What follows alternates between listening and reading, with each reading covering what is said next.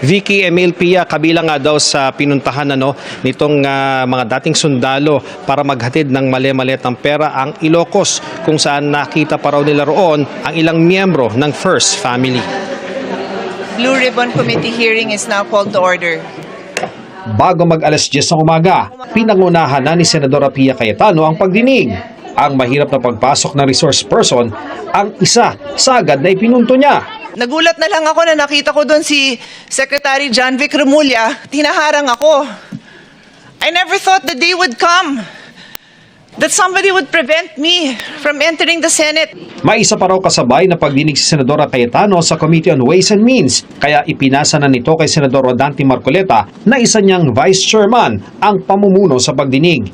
Pinuna ni Marcoleta na wala ang inimbitahan si dating Speaker Martin Romualdez, pati na ang mga aide nito, gayon din ni dating Congressman Zaldico. Pero nasa bulwaga ng mga dating sundalo na naging tauhan ni dating Congressman Zaldico kasama si Attorney Levy Baligod. Ang inyo po sasabihin ngayon ay magiging record na ng kasaysayan ng Senado at kasaysayan na rin ng ating bansa. Hindi naman nanatiling parang naratibo lamang. Wala ang mga taga-Blue Ribbon Committee Secretariat, kaya si Senate President Cayetano na ang nanguna sa pag-take ng oath ng resource persons. May punto ring naputol ang live feed ng Senado. Dati na nagsalita ang mga dating sundalo ukol sa pagde-deliver ng mali-malitang pera na bahagi ng pondo mula sa mga substandard o ghost flood control projects at iba pang infrastruktura. Ang kanilang affidavit na isumite na rin nila sa Office of the Ombudsman. Nagbigay ng kopya sa komite si Attorney Baligod. Sa pagdinig ng paksyon ni Cayetano, sinabi ng mga dating sundalo na nagsimula ang pagde-deliver ng mali-malitang pera mula nang maupo bilang Appropriations Committee Chairman si dating Congressman Zaldico hanggang sa mawala ito sa poder. Ayon sa isa sa kanila, 3 hanggang 4 na beses kada linggo sila nagde-deliver ng maletang may pera na hindi bababa sa 20 maleta.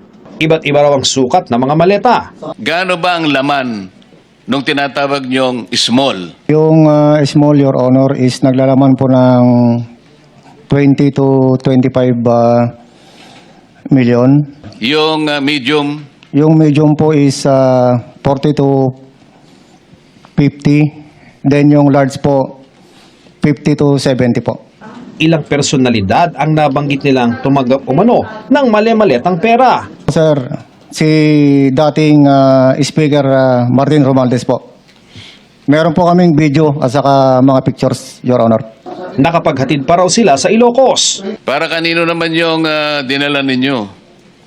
Ang narinig ko po nun, sir, para kay President Marcos.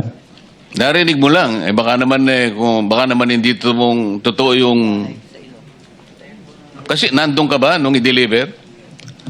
Kami po kasi yung nagdala doon sa Delta, sir. At si Sergeant Tumi po ang kasama ni Boss Aldi na pumunta doon sa Ilocos.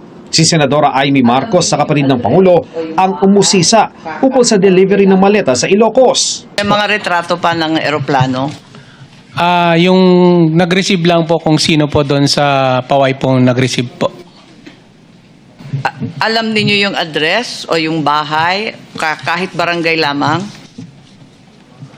Your Honor, hindi po kasi gabi po kami dumating ni Kong Saldi doon sa area po. Ani Tube, ang pinuntahan nilang bahay ay tabing tubig pero hindi niya tsak kung lawa ito o dagat.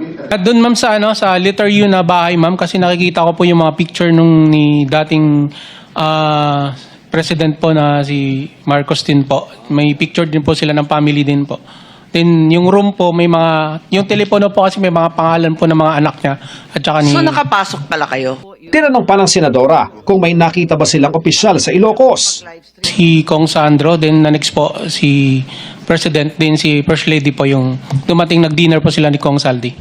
Binasa ni Senate President Alan Peter Cayetano na nakasaad sa affidavit ng mga dating sundalo na kasama sa nahatira ng maleta si Senador Tito Soto noong panahon ng kampanya noong 2024.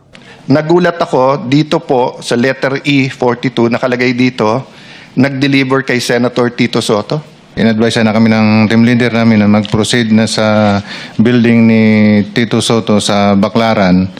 So, after lunch, nandun na po kami. Inungkat din ni Cayetano kung bakit nakasama sa listahan si Senador Erwin Tulfo. Nakapag-deliver po ako doon kay Senator Erwin Tulfo ng 2 beses. Yung una po, 2 maleta, tapos yung pangalawa po, 6. Ano yung 2 maleta? Anong size? Maliit lang po, small tsaka medium siguro.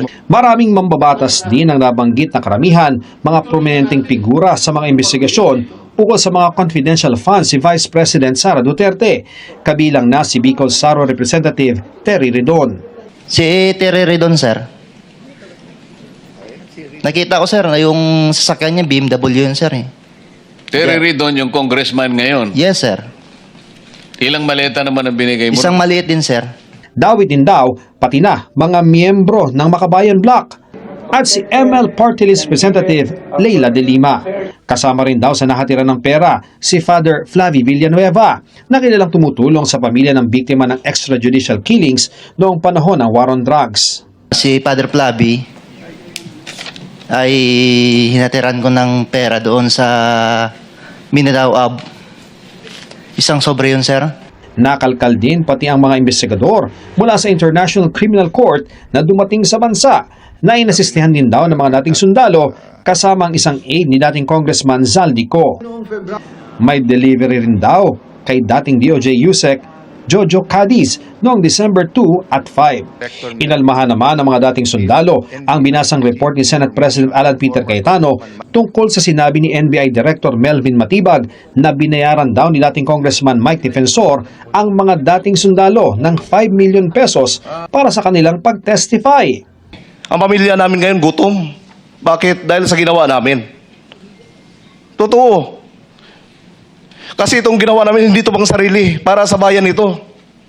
Kaya huwag niyong sabihin na tumanggap kami ng 5 milyon. Pagpalit ang dignidad namin bilang isang dating sundalo. Hindi po totoo yun kasi ako po, nagkaroon po ng tumor yung kapatid ko. Actually, namatay po siya ngayon eh. Kanina, yung kapatid ko. Sorry po. Namatay po siya kanina. Ngayong araw na ito? Yes po. Patuloy pang kinukuha ng GMA News ang panig ng mga nabanggit na mga dating sundalo. Buduan.